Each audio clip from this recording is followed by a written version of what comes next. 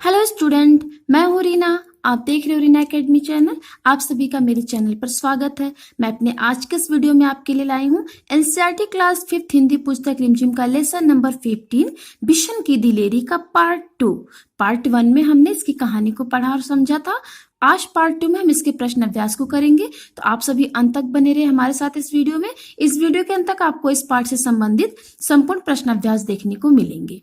तो इसमें प्रश्न है कहानी से। प्रश्न नंबर 1, जी हाँ, हमारे पास लाइसेंस वाली बंदूकें हैं। सरपंच माधो सिंह भी हमें जानता है। शिकारियों ने कर्नल साहब से क्या सोचकर ऐसा कहा होगा? तो इसका उत्तर हम लिखेंगे। कर्नल साहब के रौबदार आवाज में डांटने पर वे शिकारी डर गए होंगे, तभी उन्होंने उपयुक्त बातें कही होंगी। ये हम इसका उत्तर लिखेंगे। प्रश्न नंबर 2 है, बिशन घायल तीतर को क्यों बचाना चाहता था? इसका उत्तर हम लिखेंगे। बिशन को पक्षियों से प्यार था और वह जानता था कि तीतर का अगर उचित इलाज नहीं हुआ तो वो बेजुबान पक्षी मर जाएगा, इसीलिए बिशन तीतर को बचाना चाहता था। अब प्रश्न 3 है, घायल तीतर को बचाने के लिए उसे किस तरह की परेशानियां हुई? इसका उत्तर हम लिखेंगे। घायल तीतर को बचाने के लिए बिशन को ढलावदार पहाड़ी के दुर्गम रास्तों से चलते हुए कंटीली झाड़ियों एवं खेत के बीच से आना पड़ा, जिससे बिशन को भी कुछ चोटें लग गई थी। इन्हीं सब परेशानियों का सामना करना पड़ा और उसके कपड़े भी फट गए थे।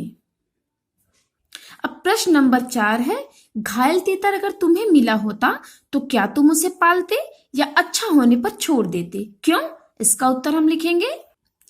घायल तीतर अगर हमें मिला होता तो हम उसे अच्छा होने पर छोड़ देते, क्योंकि तीतर एक स्वच्छंद का अर्थ होता है खुले आसमान में रहने वाला पक्षी है। उसे कैद करके रखना अच्छी बात नहीं है। ठीक है बच्चों, इसका उत्तर हम ये लिखेंगे। अब आगे है भाषा की बात। नंबर 1, इन वाक्यों को अपने शब्दों में लिखो। तो इसमें वाक्य देख लेते हैं। वाक्य है, सुबह की हल्की धूप में खेत सुनहरे दिखाई दे रहे थे। दूसरा वाक्य है, वह इतना तेज चल रहा था मानो उसके पंख लग गए हो। तो इन दोनों वाक्यों को हम अपने शब्दों में इस तरह से लिखेंगे। नंबर 1, सुबह की हल्की धूप में खेत की ओस सोने की तरह चमकती हुई दिखाई दे रही थी। तो इसको हम इस तरह से लिखेंगे। दूसरा वाक्य हम इस तरह से लिखेंगे, वह अब इतनी तेज चल रहा था कि जैसे उड़ रहा हो। तो इन दोनों वाक्यों को अपने शब्दों में इस तरह से लिखेंगे। नंबर 2, तीतर स्वेटर में फंस गया तो बिशन ने उसे पकड़ लिया और अपने सीने से चिपका लिया। ऊपर लिखे वाक्य में उसी शब्द का इस्तेमाल तीतर के लिए किया गया है। एक ही संज्ञा का बार बार इस्तेमाल करने की बजाय उसकी जगह पर कुछ खास शब्दों का प्रयोग किया जाता है। ऐसे शब्दों को सर्वनाम कहते हैं। नीचे लिखे वाक्यों में सर्वनाम का ठीक रूप छांट कर लिखो। तो बच्चों यहाँ पे 5 वाक्य दे रखे हैं। इसमें क है, मास्टर साहब ने अप्पा राव को डैश पास बुलाकर कहा डैश कल डैश घर आना। तो इसमें हम भरेंगे कौन सा सर्वनाम शब्द बच्चों? इसमें हम भरेंगे मास्टर साहब ने अप्पा राव को अपने पास बुलाकर कहा तुम कल मेरे घर आना। तो इसमें हम अपने, तुम और अब खा है, सेंटिला डैश घर नागालैंड के किस शहर में है? तो यहाँ पे तुम दे रखा है तो हम यहाँ पे भरेंगे तुम्हारा। सेंटिला तुम्हारा घर नागालैंड के किस शहर में है? ग है, सुधा ने डैश डैश बुआ से पूछा पापा डैश कितने बड़े हैं? यहाँ पे आप शब्द दे रखा है तो यहाँ पे हम भरेंगे सुधा ने अपनी बुआ से पूछा पापा आपसे कितने बड़े हैं? तो यहाँ पे अपनी और आपसे 2 शब्द हम सर्वनाम का भरेंगे। घ है, मोहन को समझ में नहीं आ रहा था कि डैश क्या करना चाहिए। तो यहाँ पे हम भरेंगे उसे। ठीक है बच्चों, मोहन को समझ में नहीं आ रहा था कि उसे क्या करना चाहिए। अंगा है, विमल ने डैश अफसर को याद दिलाया कि डैश 4 बजे बैठक में जाना है।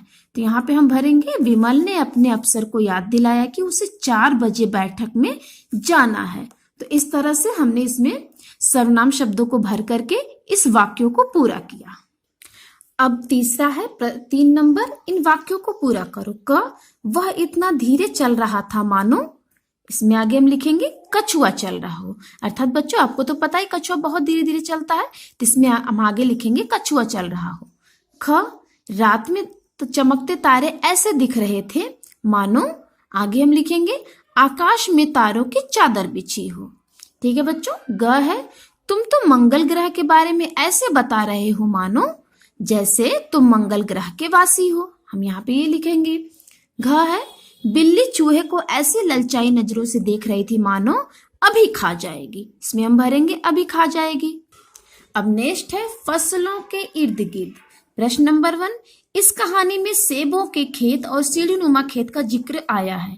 अनुमान लगाकर बताओ कि यह कहानी भारत के किस भौगोलिक क्षेत्र की होगी और वहां सीढ़ीनुमा खेती क्यों की जाती होगी। इसका उत्तर हम लिखेंगे। यह कहानी भारत के उत्तरी भाग जैसे हिमाचल प्रदेश, कश्मीर आदि की है, जहां सीढ़ीनुमा खेती होती है। पहाड़ी इलाकों में पहाड़ों को काटकर खेती के लिए सीढ़ीनुमा जमीन तैयार करके खेती की जाती है। तो इसका उत्तर हम ये लिखेंगे बच्चों। अब नंबर 2 है, खेतों के बाग में कीटनाशक दवा का छिड़काव हो रहा था। यूं तो कीटनाशक दवाएं फलों, सब्जियों और अनाज की फसलों को कीड़ा लगने से बचाती है, पर इसमें बच्चों 2 प्रश्न है। ये कीटनाशक दवाएं कीड़ों को नष्ट करती है, इनका सेवन करने से क्या हमें भी नुकसान होता है? पता करो और कक्षा में बातचीत करो। तो इसका उत्तर हम लिखेंगे बच्चों।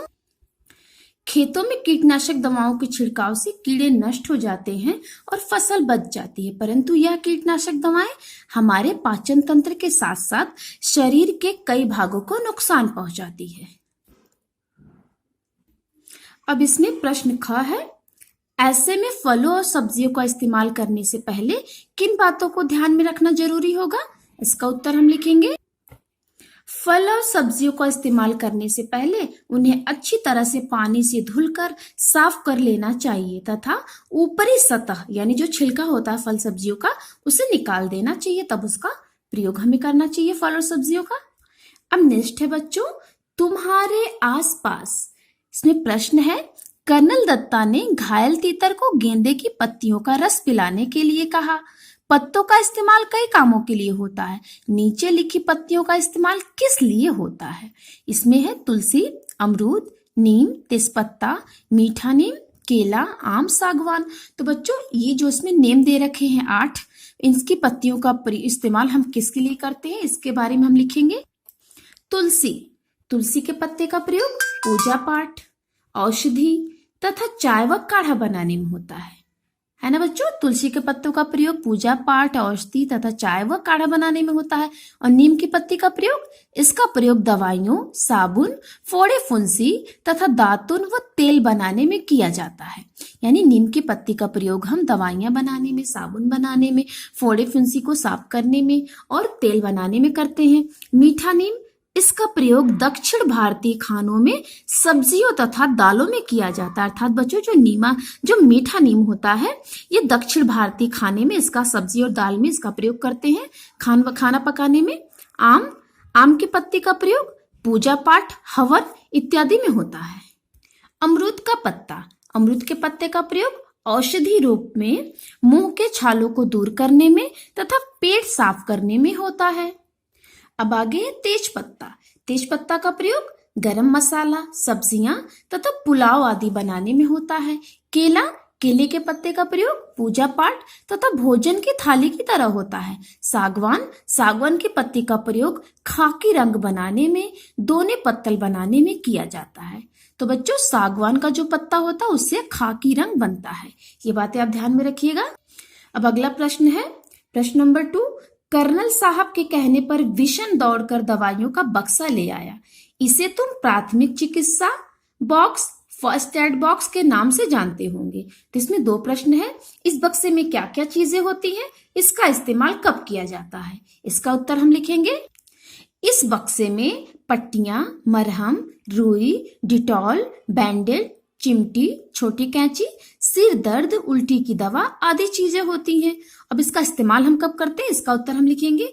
इसका इस्तेमाल मामूली चोट, कटे तथा छोटे मोटे उपचार के लिए किया जाता है।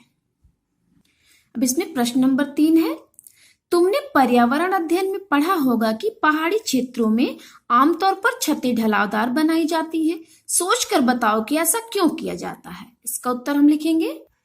पहाड़ी क्षेत्रों में छतें ढलावदार इसलिए बनाई जाती है जिससे बारिश या बर्फ का पानी छतों पर न ठहरे, अन्यथा मकान टूटने का खतरा बना रहता है। अब बच्चों नेक्स्ट है पहाड़ी इलाका। इस कहानी में पहाड़ी घाटी शब्दों का इस्तेमाल हुआ है। पहाड़ी इलाके से जुड़े हुए और शब्द सोचकर लिखो, जैसे ढलान, चट्टान आदि। तो हमें इसी तरह से और शब्दों को लिखना है, ढूंढ करके, सोच करके।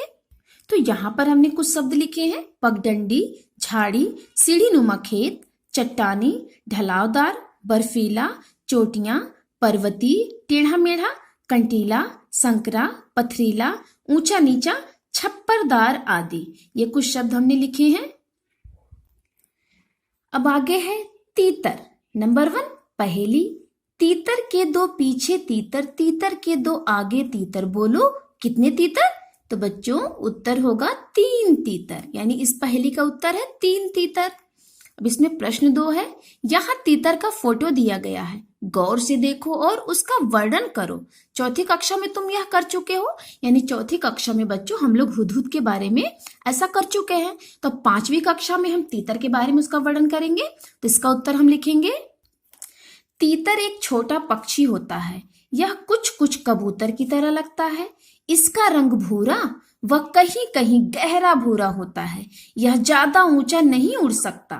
यह फुदक फुदक कर चलता है, झुंड में रहता है और लड़ने में तेज होता है। तो बच्चों ये है तीतर के बारे में कुछ जानकारियां जिसके बारे में हमने यहाँ पे लिखा। अब नेक्स्ट प्रश्न है प्रश्न नंबर 3। तीतर के बारे में और जानकारी इकट्ठा करो, जैसे तीतर का घोंसला, वह क्या खाता है आदि। तो इसका उत्तर हम लिखेंगे, तीतर छोटे छोटे तिनकों से घोंसला बनाता है। यह हरी पत्तियां, छोटे फल फूल व छोटे मोटे कीड़े खाता है। यह दिखने में सुंदर लगता है। तो बच्चों ये हमने लिखा तीतर के बारे में, वो क्या खाता है, वो घोंसला कैसे बनाता है। तो बच्चों कैसी लगी हमारी वीडियो आपको? अगर अच्छी लगी तो हमारे चैनल को सब्सक्राइब और वीडियो को लाइक जरूर करिए। तो मिलते हैं हम आपसे अपने अगले वीडियो में। तब तक के लिए धन्यवाद।